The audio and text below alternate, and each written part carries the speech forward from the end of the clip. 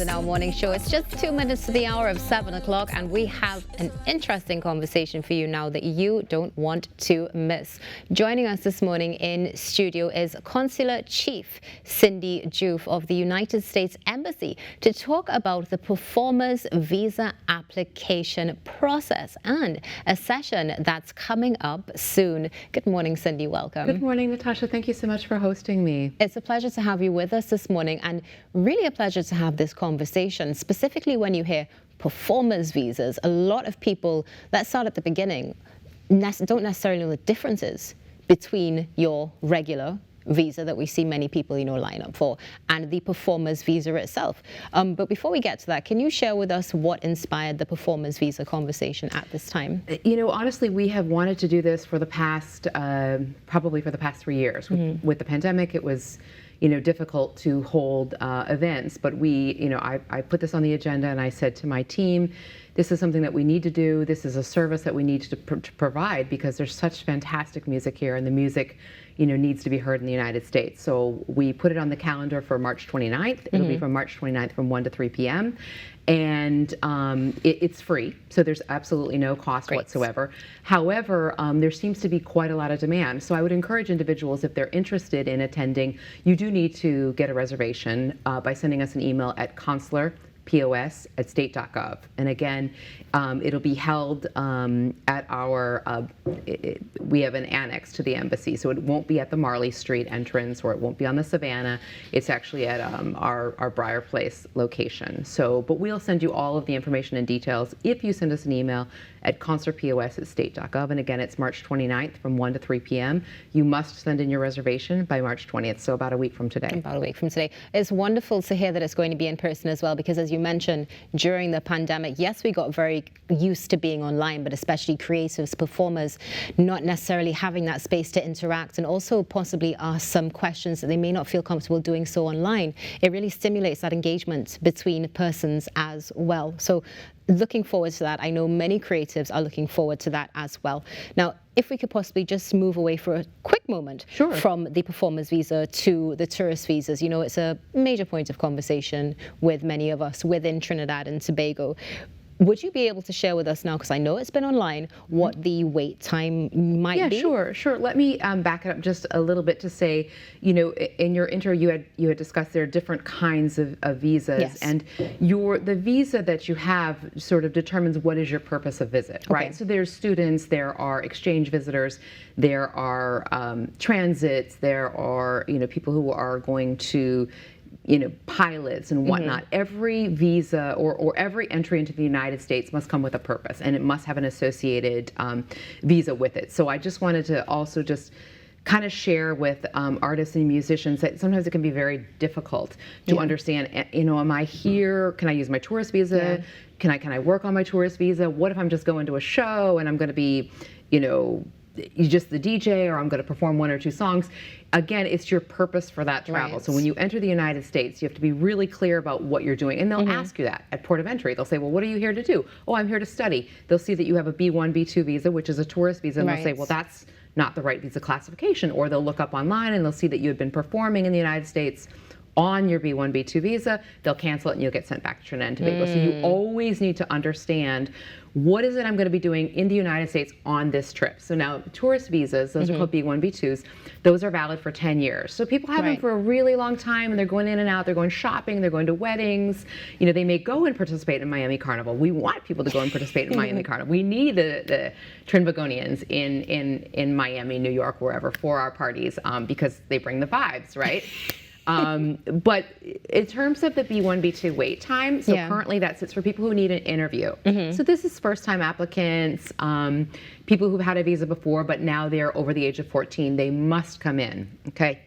That is about 99 days, so a little bit over 3 months. So if you needed to go this summer, you could just put in your application today, and you would have your interview, probably by end of June, early July. So do it right now. Don't even hesitate. Just get in there, put in your application.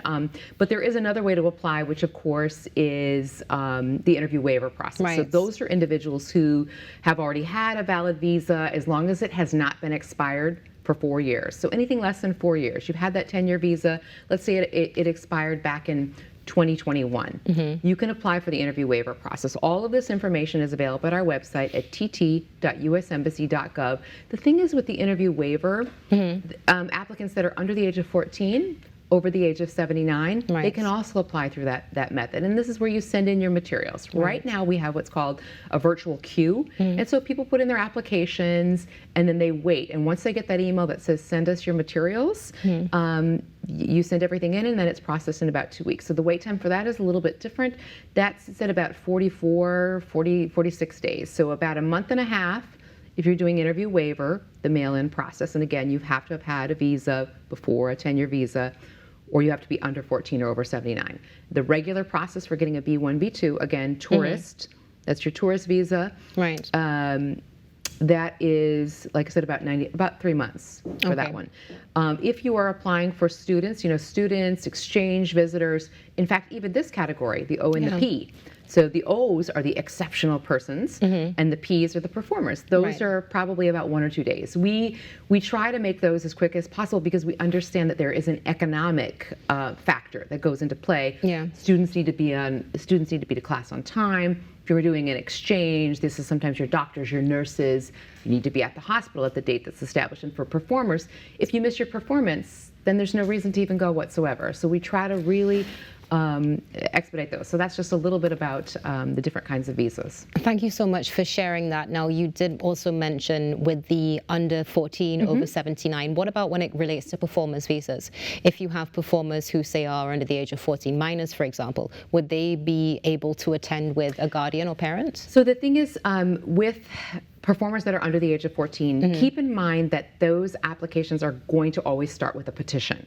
So a petition that is filed in the United States with USCIS. That's filed there. Then once you have that approval, you would be able to come in. Generally, what we like to see is that one parent would come with the child. If it's somebody under the age of even under the age of 18, we want to know that somebody has signed off on that. It doesn't need to be both parents. But again, if you have any concerns, or if your listeners have any concerns about who needs to attend or even who can attend, because keep in mind, our waiting room is so small.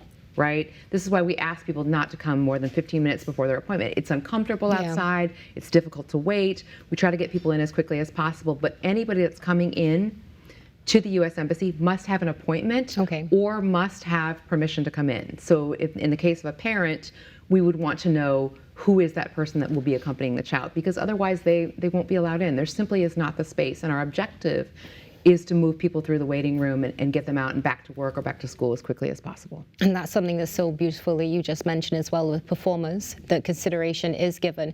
Now, are there different categories of performers that you would look at as well? We have, of course, we have musicians, we have actors, singers, but I did notice something with athletes, if I'm not mistaken. Is that also included, or is that a separate visa? I mean, sometimes and it really just depends upon what you're planning to do with that visa. So with regard to just the particulars of each visa classification, have we seen Ps come in as athletes?